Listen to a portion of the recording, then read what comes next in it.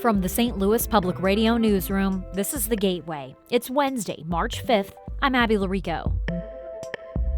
The social media app TikTok is allowed in the U.S. for now, but content creators in Missouri are trying to adapt to an uncertain future.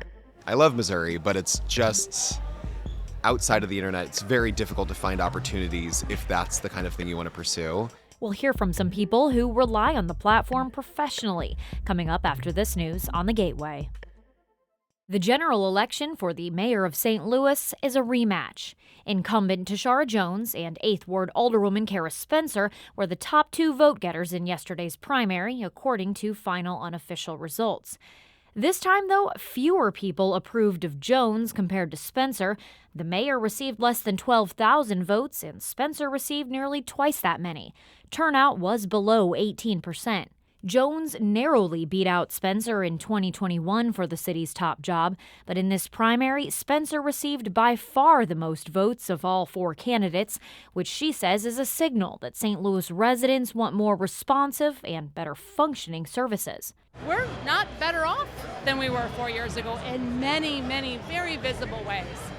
Jones told her supporters gathered at a Midtown Union Hall that she's grateful for the chance to work for another 4 years to heal deep problems in the city. Dealing with the legacy of structural racism and redlining is hard work. And my opponent has shown time and time again that when the going gets tough, she gives up. She gets going. Recorder of Deeds Michael Butler was third. Retired utility executive Andrew Jones finished fourth. And longtime St. Louis Comptroller Darlene Green has advanced to the general election. It's where she'll face former Alderwoman and State Representative Donna Behringer. St. Louis Public Radio's Will Bauer reports on that race. Behringer received nearly 17,000 votes, about 500 more than Green. Accountant Celeste Metcalf came in third. Green, who's seeking her 8th full term overseeing the city's budget, says she's got great momentum going forward into the general election. Behringer says the results send a clear message. The comptroller's office is important, and it's time for change. I'm Will Bauer, St. Louis Public Radio. It proved to be a good night for incumbents on the St. Louis Board of Aldermen. There were just two contested races, the 3rd Ward in the Southeast and the 11th Ward in North Central. In the 3rd, longtime Alderman Shane Cohn and Dallas Adams finished 1st and 2nd, respectively, and will move on to the April election. Inez Bordeaux came in 3rd.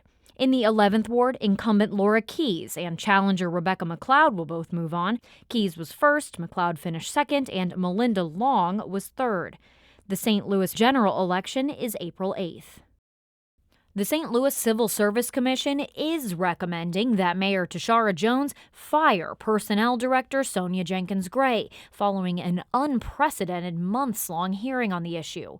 STLPR's Chad Davis reports. The recommendation stems from a June incident where Jenkins Gray went to Jefferson City in a city vehicle driven by a subordinate. Jenkins Gray said she went to get some personal documents and said she didn't know she was breaking city policy and paid the city back $170. Lawyers hired by the city argued she engaged in malfeasance. The commission said while the drive could amount to a lesser punishment, they criticized her for roping in a subordinate. Jenkins Gray's lawyers had argued that Jones targeted her for political reasons, including her objection to a Jones-endorsed charter proposal that would give the mayor more control over the personnel department. A spokesperson for the mayor said she'll review the documents and could make a decision by early next week. Jenkins Gray's husband, the Reverend Darrell Gray, said their attorneys were reviewing the documents. I'm Chad Davis, St. Louis Public Radio. President Trump addressed Congress and the nation last night, and Missouri and Illinois lawmakers are responding along party lines. Missouri Republican U.S. Senator Eric Schmidt released a statement praising the president for delivering on his promises. Representative Mike Bost of Illinois similarly applauded the president's America First messaging. Democrats protested during the speech with signs, shouts, and walkouts, and afterward, Illinois Senators Tammy Duckworth and Dick Durbin criticized the recent slashing of government jobs. They joined Illinois Congresswoman Nikki Budzinski in calling for more action to instead cut the price of groceries. The speech lasted more than 90 minutes. It's the longest address to Congress in 60 years.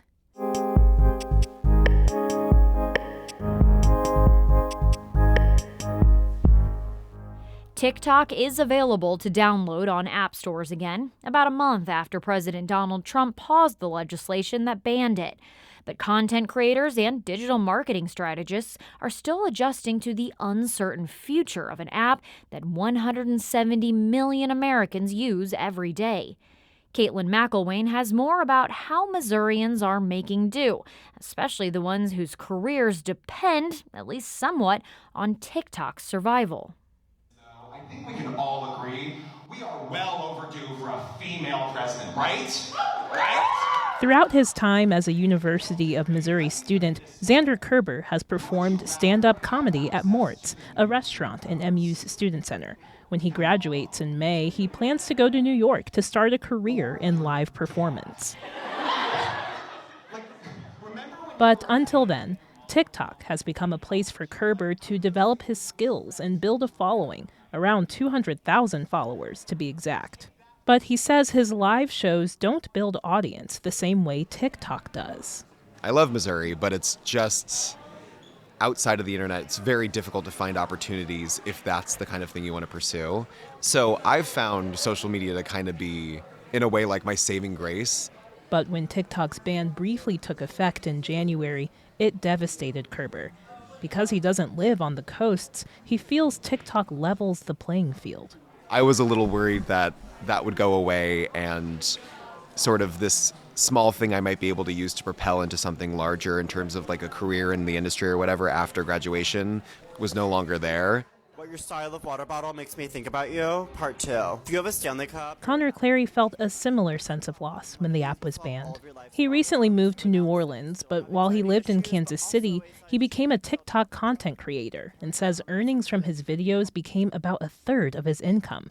Some months he makes $500 on the app, and in others his videos net around $6,000. That's been my full-time job for the last year, and it's paid more than I made in my previous job, and so it is like a real job, right? It's not just like fun money on the side. Even though TikTok is back, for now, digital marketing companies are advising their clients to diversify their platforms. Brad Stewart is the director of influencer marketing at Division D, a Columbia digital media firm. He says even before the TikTok ban, he was preaching adaptability. We really just advise clients like, well, let's have a backup plan in place. Let's start considering, where else you want to be, how else we can reach your audience for you. Sarah Garish is a senior director of influencer and creator marketing at Movers and Shakers, another digital media consultancy. She says TikTok stands out because of how it compensates its users and the precision of its algorithm. We're only going to be able to go to so many places, right? So if Gen Z is choosing between Instagram and TikTok, they're still going to TikTok over Instagram. Clary has adapted himself. In addition to posting on TikTok, he posts content on Instagram and YouTube, where he makes and sells pottery. But even with these other revenue streams, the political theater surrounding the ban frustrates him. The politicians are playing hot potato with it because they realize that it's unpopular and no one wants to be the one to ban it, but someone's going to have to because the legislation still exists. President Trump's pause on the TikTok ban is slated to last until April. It's uncertain if the app's creator, ByteDance, will divest from Chinese ownership. Take that feeling, prolong it over 248 years, that's America. In the meantime, Kerber says he'll continue doing stand-up until he graduates and tries to build his audience in person in New York. I'm Caitlin McElwain. That story comes to us from member station KBIA in Columbia. The Gateway is a production of St. Louis Public Radio, a listener-supported service of the University of Missouri St. Louis. Theme music by Ryan McNeely of Adult Fur. I'm Abby Larico, and from the St. Louis Public Radio newsroom, this has been The Gateway.